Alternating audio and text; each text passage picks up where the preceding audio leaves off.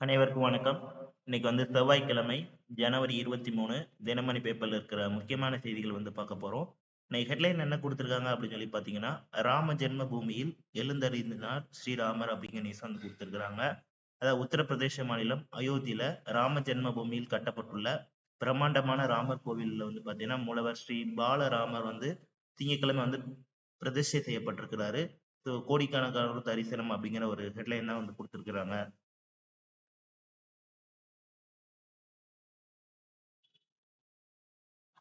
தமிழகத்தில் மொத்த வாக்காளர்கள் 6.18 கோடி 7 லட்சம் பேர் புதிதாக சேர்ப்பு அப்படிங்கிற நியூஸ் கொடுத்திருக்கிறாங்க.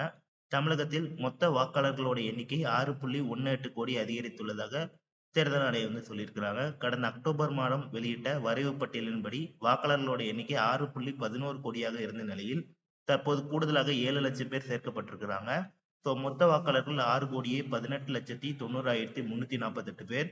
இதுல ஆண்கள் 3,03,96,330 பேர், பெண்கள் 3,14,85,224 பேர். அதாவது பெண்கள் தான் அதிகம் வாக்காளர்ல. மூன்றாம் பாலினத்தில் 8,294 பேர். இதுல பாத்தீங்கன்னா அதிக வாக்காளர் தொகுதிகள் சோழிங்கநல்லூர், செங்கல்பட்டுல இருக்கக்கூடிய சோழிங்கநல்லூர் 6 லட்சம் பேர் இருக்காங்க. குறைவான வாக்காளர் தொகுதிகள் பாத்தீங்கன்னா கீழ்வேலூர், நாகை மாவட்டத்தில் இருக்கிற கீழ்வேலூர் 1,72,000 பேர். இறுதிப்பட்டியல் வெளியிடப்பட்டாலும் தொடர்ந்து பெயர் சேர்க்கவும் நீக்கவும் வாய்ப்பு அளிக்கப்படும். அதாவது தேர்தலுக்கான வேட்புமனு தாக்கல் செய்வதற்கான 10 நாட்கள் முன்பு வரை வாக்காளர் பட்டியலில் பெயர் சேர்க்க விண்ணப்பம் அளிக்கலாம் அப்படிங்கிற மாதிரி கொடுத்திருக்கிறாங்க. இல்ல வயது வாரியாகவும் கொடுத்திருக்கிறாங்க. அதாவது பாத்தீங்கன்னா 18ல இருந்து 9 வயசு வரைக்கும் இருக்கிற, 20ல இருந்து 29 இந்த மாதிரி வயது வாரியும் கொடுத்திருக்கிறாங்க.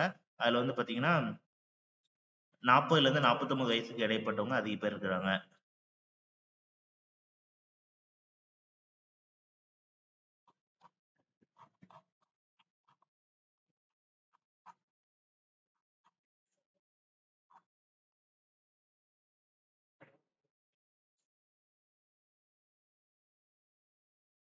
திருக்குறள் என்ன கொடுத்துருக்காங்கன்னா, இறை காக்கும் வையகம் எல்லாம் அவனை முறை காக்கும் முட்டாட்சியின் அப்படிங்கிற செங்கோன்மை அதிகாரத்துல 547வது குறள் கொடுக்குறாங்க.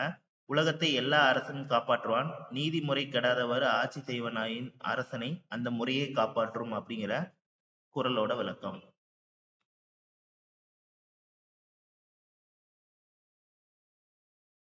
ஒரு கோடி வீடுகளில் சூரிய மின்தகடுகள் புதிய திட்டத்தை அறிவித்தார் பிரதமர் மோடி அப்படிங்கிற நியூஸ் கொடுத்திருக்கிறாங்க.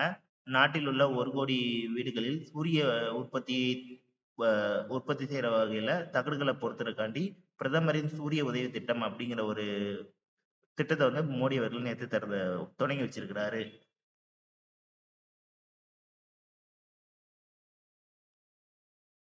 ஒலிம்பிக் தகுதி சுற்று குத்துச்சண்டை தீபக், நிஷாந்த் உட்பட 9 பேர் தேர்வு அப்படிங்கிற நியூஸ் கொடுத்திருக்காங்க.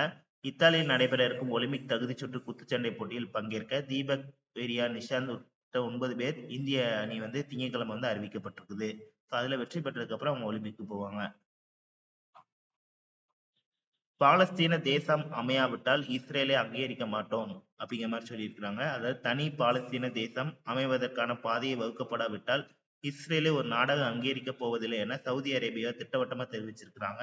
அமெரிக்காவின் பெரும் முயற்சியின் பலனாக நீண்ட காலமாக பகை நாடுகளாக இருந்து வந்த இஸ்ரேலுக்கும் சவுதி அரேபியாவுக்கும் இடையே ஒரு சுமூக உறவு ஏற்பட்டுச்சு. இந்த நிலையில பாத்தீங்கன்னா இஸ்ரேல் அதிபர் என்ன சொல்றாருன்னா, பாலஸ்தீன தேசம் அமைவதை ஏற்க முடியாது அப்படிங்கிற மாதிரி சொல்றாரு. உடனே சவுதி அரேபியால இருந்து இந்த மாதிரி ரிப்ளை கொடுத்திருக்கிறாங்க. அவ்வளவுதான் இன்னைக்கு இருக்கிற முக்கியமான செய்திகள். நன்றி.